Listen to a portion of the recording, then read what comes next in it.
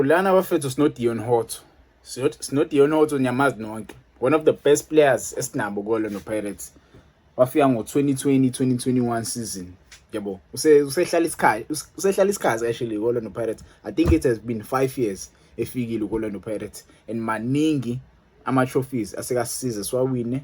Sesibuye second time, second usesibeke ku-second position kaningi kwi-Betway Premiership. Yabo kule league esikuyona sesibe u-number 2 kaningi. Mhlawumbe ungasho ukuthi ngenxa yakhe. Yabo umjidi usesize kaningi e-Orlando Pirates. Umbuzo wami umbuzo wami ula. Ingabe uDion Hoto usekusona yini status sokuba i-club legend ye-Orlando Pirates? Ingabe uDion Hoto usekusona yini i-status sokuba i-club legend ye-Orlando Pirates? Asike sibheke ama-achievements asikawanikeza Orlando Pirates. Yabo he joined the Orlando Pirates back in 2020-21 season.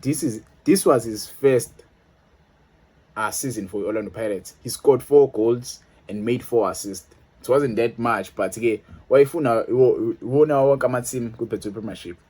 Since joining Orlando Pirates, overall usedlale 193 matches. He has played 193 matches and scored 25 goals for Orlando Pirates. He played 193 matches and scored 25 goals and made 34 assists. It's not that much. But la ku-Betway Premiership lokho kukhulu kusho kukhulu, and umjida uwork ethic yakhe yakhombisa impela ukuthi uyayimisela lapha. Uyayimisela. Masubheka abadlali asayinwa nabo, I think wasayina nabo ohlatshwayo bafika Orlando Pirates abenzanga kahle, wahamba ohlatshwayo. Baningi nje abadlali afika nabo, Vincent Pule if I'm not mistaken. I don't know, but ungangikhumbuza ama-comments. I think uVincent Pule wasayinwa the season before yabo wazafika uDion Hoto, but ungangikhumbuza lapha ama-comments. Baningi nje abadlali afika nabo uDion Hoto, but yena usakhona la ku-Orlando Pirates. Yebo usakhona ku-Orlando Pirates, usesize kakhulu. Mase sibheke la ama-matches asekawadlala ku-Betway Premiership, 272 matches. Yabo 272 matches. That tells you ukuthi umjidi uyadlala ngempela. Yabo that tells you ngempela ukuthi umjidi uyadlala. Sike sibheke la the positions he usually plays. La ama-position ajwayele ukwadlala. Ujwayele ukudlala as i-left back. Ujwayele ukudlala as i-left wing back. Njwayele ukungibona mangishaya ama-lineup predictions. I usually put the guy there because uma edlala as i-left wing back uba more effective for Orlando Pirates. Angazi noma ngikinake yini. Yabo uba more effective. Ubuyadlala futhi as i-left midfielder. Yabo as a left back he has played 51 games for Orlando Pirates. As a left midfielder he played 31 games. As a left winger he played 79 games for Orlando Pirates. As a center forward he played 4 games. As a right winger he played 3 games. But umjida I feel like the more suited position and bamsayina edlala as i-right wing.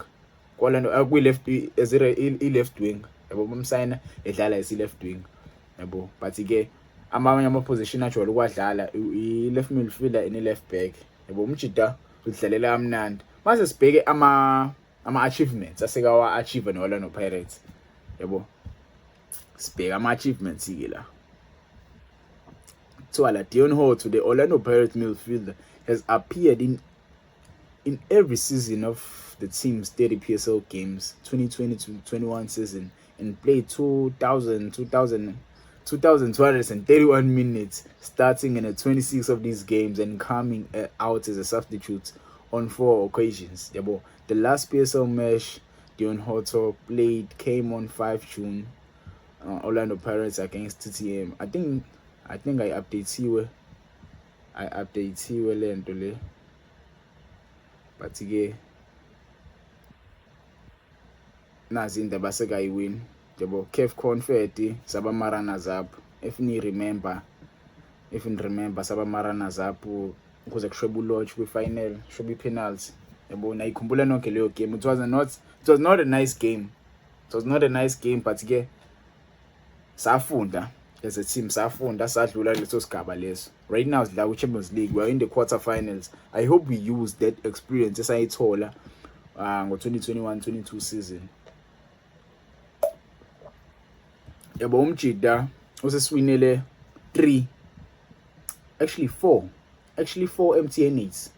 Yes, because why wina kusakhona Joseph Zimbabwe? If you remember, kusakhona Joseph Zimbabwe sayiwina MTN8, siwina against the Bloemfontein Celtic, sayiwina futhi MTN8 against amaZulu, sayiwina MTN8 against Mamelodi Sundowns, sayiwina MTN8 against the Stellenbosch. So usewina ama MTN8 ayi4.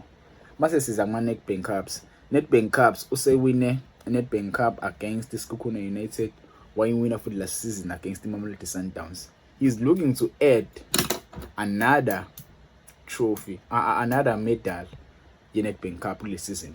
Yabo. So umjida so far he has managed to win 6 cups for Orlando Pirates. 6 cups. Ama medal egolide ayi6 mase kuba ama silver medals. Silver medal actually. Silver medal ye CAF Confederation mase saba runners up, akazi kangakithi ngibo saba runners up kangaki kwi Betway Premiership. So runners up ngo-2022-23 season, 2023-2024 season. Mhlambe khona okunye yabo ngikhumbuza kuma comments lapho, but umjida for me yena uyadeserve ukuba ilegend Orlando Pirates mase ehamba Orlando Pirates, mase ehambile yabo uyadeserve ukuba ilegend. Ungangitshela ama comments usukhona inomunye umdlali odeserve ukuba ilegend Orlando Pirates kule scheme esikhona currently yabo. For me kule scheme esikhona currently uDeon Hotto, for me the guy deserves to be named ilegend Orlando Pirates. In 5 years he has managed to win, I think 6 cups or 7. I think it's 7. Oh, 6, yeah. 6. Yabo.